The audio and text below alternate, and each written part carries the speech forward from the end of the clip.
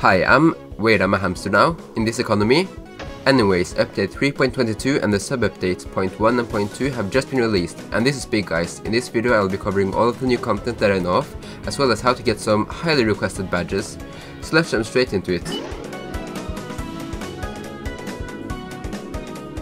Alright, let's start off talking about the new badges, of which there are 4, Obsidian Sittin, Icebreaker, Ragdoll Rebel, and finally the infamous Obsidian Toilet. As of recording, the update came out about 3 days ago and I have already gotten 2 comments asking me how to get it. Now, for getting these 4 badges, there is one skill and perk combo that outshines the rest, and that is Cold Snap and Heavyweight. For double perkers you can get Fireproof too. I'm gonna go through how to get each badge and why this combo works pretty great with all of them.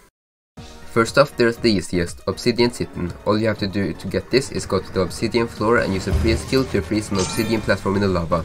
Nice of that feature to finally get recognition, the platform even slightly bobs up and down. Cold Snap is just the easiest for this, just hop down to the Obsidian floor and use it, doesn't even have to be with exposed lava. However, can we talk about the badge art? I mean, I would hang this up on the wall. So next up is Icebreaker.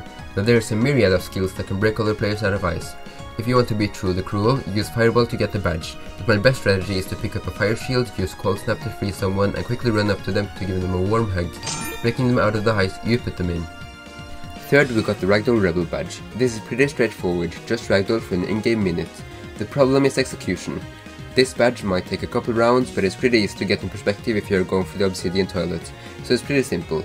Find a nice corner at the start of the round and Ragdoll there. You'll probably have to tank a couple bomb hits, especially if you're on 5.0, but even then it's more than possible. Heavyweight really helps you, because you won't get flung around all the time, meaning you won't get bombo comboed, but Panic Shield or a healing perk can also be pretty solid, and if you don't need a free skill in your skill slot, get Heal or Force Field. Finally, the dreaded Obsidian Toilet badge. You get this by freezing a toilet after it's on fire, which usually comes from it falling into lava. There are a couple of notes here. First off, the freeze explosion from Aurora Wings does not count. Second off, the toilet is a rare cave decoration, which I believe spawns roughly once every 10 rounds, which used to be every 20, but that changed when update 3.22.1 rolled out. Now, an important part, the toilet is highly durable when it's not on fire. However, anything the moment it catches flames has absolutely zero blast resistance. I mean, even obscure things like Grimbells or discombobulators can delete fire parts. When you find the toilet, wait a bit until it's safe, then use Heavyweight to easily push it into lava. And when it's about to hit the lava, activate Cold Snap to minimize the amount of time it is on fire. The only viable skill that can make toilets on fire is Fire Meteor, and that's not really good since toilets spawn in caves and Fire Meteors spawn in the sky.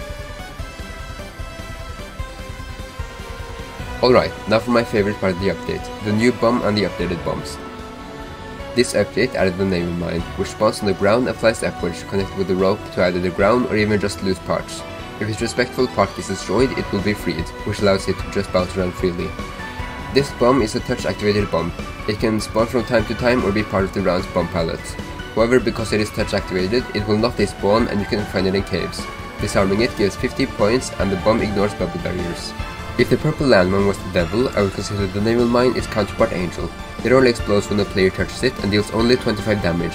It has great sound design, making a submarine ping when it's idle and an alarm sound when it's activated. This is why I consider the Naval mine a polite bomb. Also, if you tap it on the side and fall down, you can avoid the rapid explosion damage. With Super Jump and Expert Touch, you can jump up and chill on it. The test has to start spinning pretty rapidly, which can lead to you getting lava bugged and taking 30 damage mid-air. So this is mostly just for fun and not actually strategic. With Pickaxe, you can also break the block under the mine to set it free. Onto the Grimbell update. I really like Grimbells now. On 5.0 servers, the radius has about doubled, meaning it now compromises 4 times the land area and you can't just move a short distance away to be fine. Disarm on 5.0 has now become straight up an offense skill. I love using air dash and disarm to potentially bamboozle some foes. If you have sound on, you can listen to 3 chimes, then activate your disarm and quickly dash away to safety to have a massive element of surprise. Let me show you.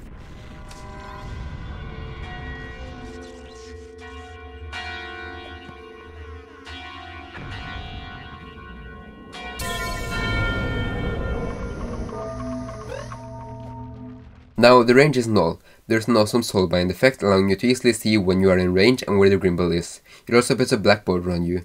Now, this doesn't do anything other than look sick, but a funny thing you can do is get up on the border of the Grimbell so that your torso does not touch it, but your arm or leg does. When it explodes, the black border will remain after the explosion, and it only looks like this for you, but suddenly you look like the average logs map on BTD6. Finally, there's a hidden new thing for super intense servers. I don't think I have actually ever mentioned the Ultimate Annihilator on my channel, so let me introduce it for you. The Ultimate Annihilator is the final chapter in the series of Flare explosives.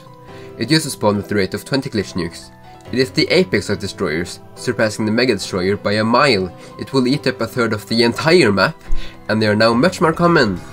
So now these goobers spawn like 10 times as often, and according to PolyX there is a tiny chance to even get multiple, up to 5 as they phrase it. Yeah, I'm scared already. Just in the time getting the footage for this video, I have already seen 2 of them. There are 2 new maps, Bombproof Bunker made by Crazy Man Cheetos, and Haunted Mansion made by Impweek. Bombproof Bunker on the outside is like a basic fields map with a small entrance at the center. However, if you go in and down the chute, you will find this massive complex of a bunker. It really gives me some Backrooms vibes and I really like it. A couple of interesting things about this map. First off, it is one of the few maps to have its own lighting. Also, the map is very unique because on all the other maps, the edges are the safe places, but those are the places that easily go down into lava on this map. It would seem like intuition to go down into the basement, but I suggest you wait at the top until the crater opens up the bunker. This is because there is a pretty short nuke path down towards the entrance, and since a lot of players will go there, it is definitely a death trap, with the added fact that you can get stuck in the truss leading downwards. Haunted Mansion has a really nice and spooky aesthetic, a mansion on a hill with your everyday pumpkin patch and toxic lake. Going into the entrance is really dangerous because of nukes, but if you enter you will find the interior has a ton of rooms and behaves kind of like a maze. Climbing up on the rooftop is really good though, because bombs fall off, there is enough space for the nukes to not immediately activate, and this gives you a really good view of the entire map and what spots are good to go when the roof gets compromised. Final thing I want to talk about is 3.22.2, which makes 2 changes to caves that I know of. This sub-update made lanterns instead of being on the ground hang in the ceiling, which is awesome, and I got this picture with the devil by my side, the lantern dangling on the solitaire tile, and below me is just a hellscape. The cave tweak also made slopes appear to smoothen out the caves.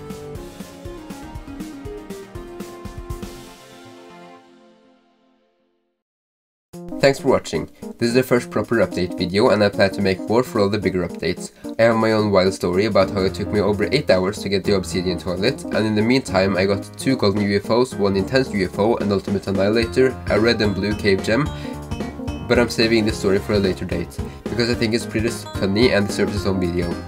I am also eagerly working on my base strategy video for how to supermob survive, so I don't know how many months down the line that is, but I am excited to post it, since it will cover all the little tricks I have found in my 3000 hours of playing.